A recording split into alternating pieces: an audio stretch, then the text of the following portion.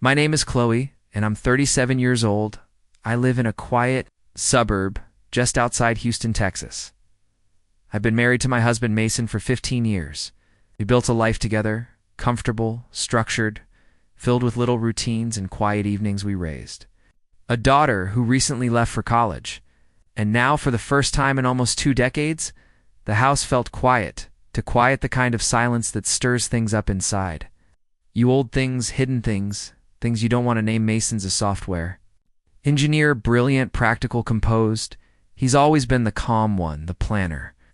I was the emotional one, the dreamer, the nurturer. I taught elementary school for a while, but left to focus on our family. When our daughter moved out, I became a stay-at-home wife, and that's when the emptiness really crept in. The silence gave space to something I had pushed down for years. Not loneliness exactly, but hunger. A need I couldn't quite explain, desire, not just the kind that makes you want someone, but the kind that makes you feel like you've been missing something for so long you forgot it even existed. Mason started bringing up fantasies at night. At first it was harmless teasing jokes during pillow talk about trying something new, about inviting someone else into our bed. He'd mention threesomes roleplay. Even being a cuckold, I'd laugh it off. I thought it was just him being playful, a way to keep things exciting. I didn't think he meant any of it, but then it got more serious. He started naming someone Henry. He'd met him at the gym, said he was unlike any man he'd ever known, said he was confident, commanding, magnetic, that watching him interact with women made Mason question everything about our sex life. He told me in detail what Henry would do to me, not in a cruel way, almost reverent, like Mason believed I deserved to feel more, to be awakened. I asked him one night if this was about him not being enough. He looked hurt. No, he said, it's about you, about freeing you, letting you feel something unforgettably. I thought it was just more talk until we went out to dinner one evening. It was a normal night. Wine shared, appetizers, laughter. Then over dessert, he leaned across the table and said, Henry's upstairs in the hotel.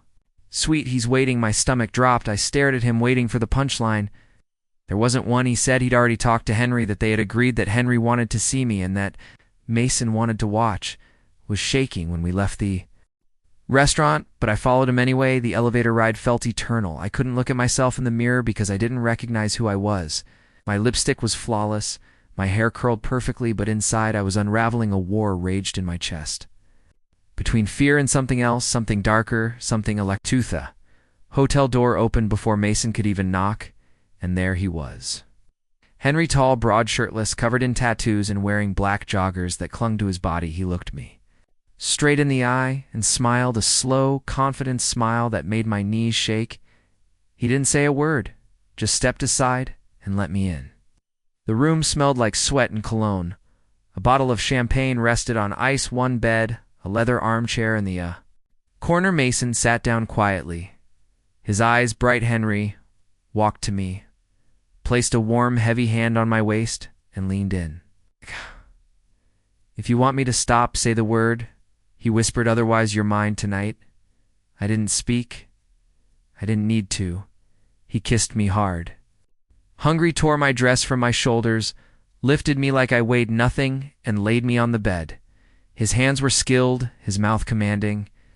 Every movement told me one thing: I wasn't in control, and I didn't want to be. When he dropped his joggers, my breath caught. I froze. He was unlike anything I'd ever seen before. Big, thick, heavy, alive. I wanted to run. And I wanted to stay more than anything in the world. He touched me like no one ever had. He read my breath, my body like a language. Every eye stroke was intentional. Every gasp was answered. And all the while my husband sat across the room, stroking himself slowly, silently watching his wife come undone in the arms of another. Mahoney, don't know how long it lasted. Hours melted away. My body ached in ways I'd never known. I screamed, cried out, lost count of how many times he made me come. He didn't stop until I was shaking, numb, trembling, and utterly ruined. When he collapsed beside me, my body wasn't my own anymore. It had been taken, rewritten.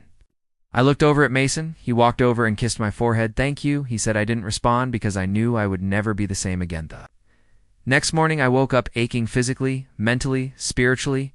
My throat was raw from moaning, my thighs still trembling. I lay in bed, Mason's arm around me like nothing had changed, but everything had. He kissed my shoulder and whispered, "You were amazing."